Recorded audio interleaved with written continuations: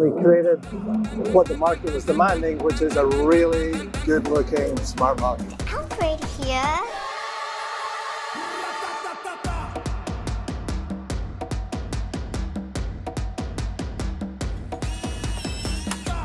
Stay tuned.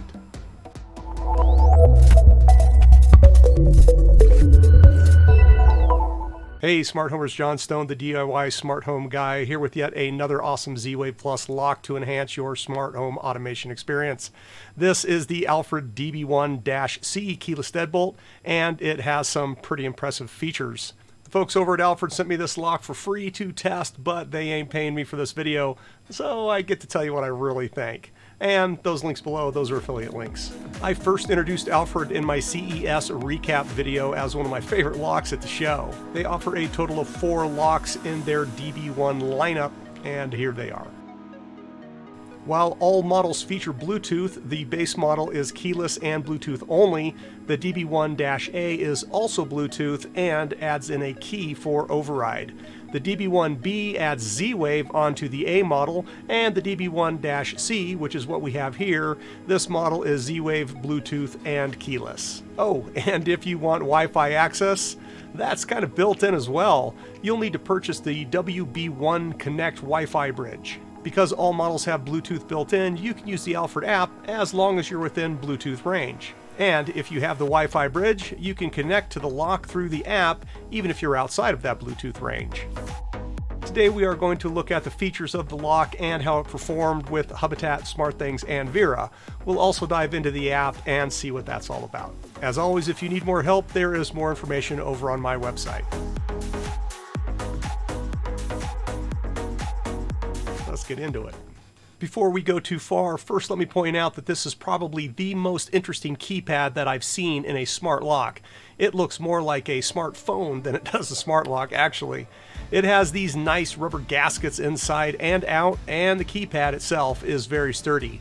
Even though it might be just the largest keypad I have ever seen, it's the thinnest, coming in at just over a ½ inch. It also comes with this upper post for more secure mounting to your door. It's also the lightest interior assembly that I've ever seen, weighing in at 5.5 ounces or 156 grams. That is without the batteries or the mounting plate.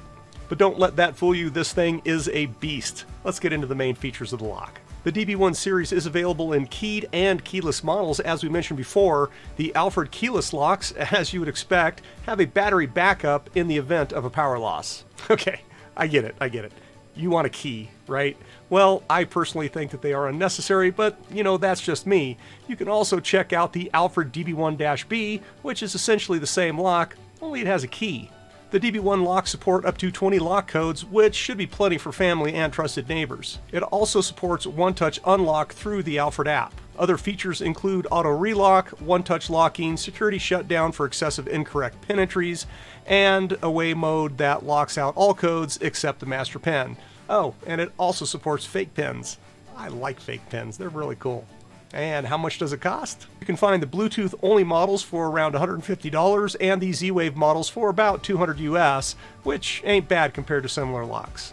And remember, for another $50 you can add in that Wi-Fi bridge, which gives you Wi-Fi access from anywhere in the world through the app, which is pretty cool. And with that, let's get this thing installed. If you need to adjust the bolt length, simply twist, slide, and lock. It's pretty simple.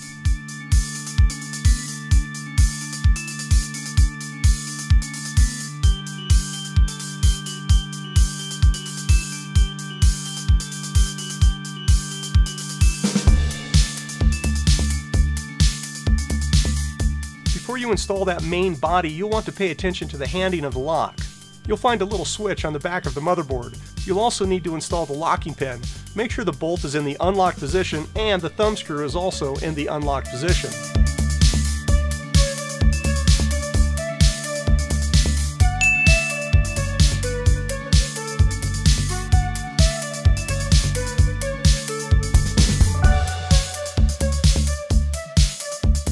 Before you screw this all together, make sure that that lock rotates free and clear. The quickest way to set up the Alfred lock is using the Alfred app, and this is even if you plan on connecting it to your Z-Wave hub. To do this, make sure that your phone has the Bluetooth turned on,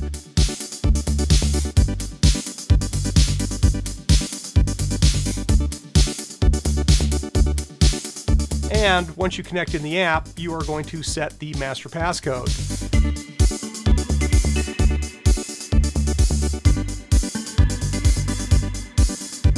And then you can test the lock.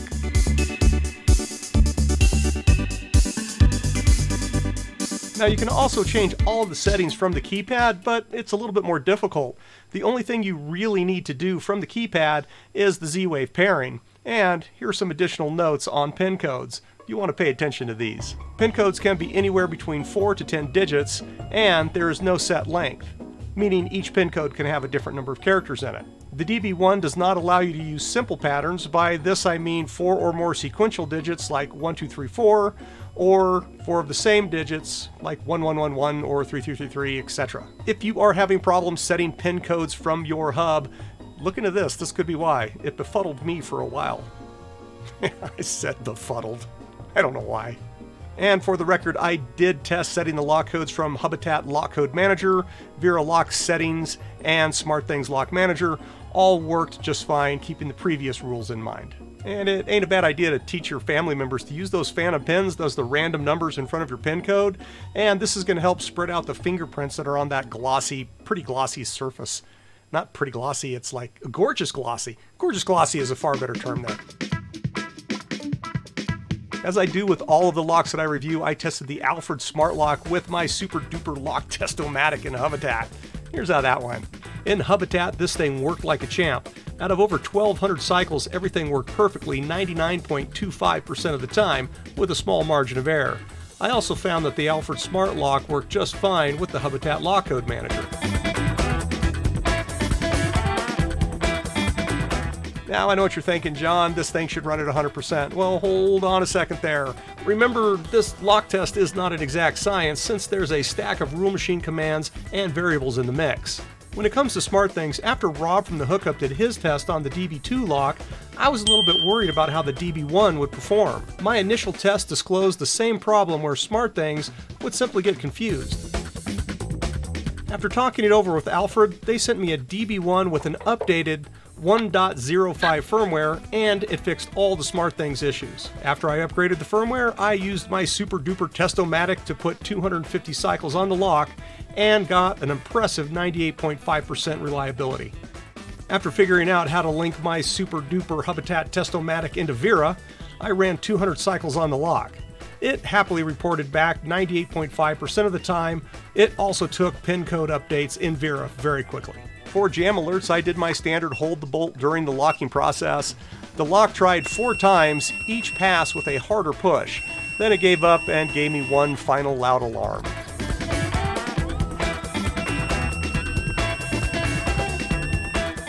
The Onetouch Locking worked like a champ also. Once you re-enter the geofence with your phone, you just touch the lock and it opens very quickly.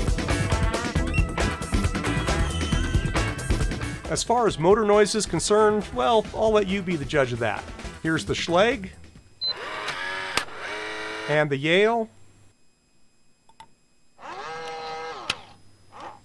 and the Alfred DB1-C. It's really not that bad. And finally, power fail.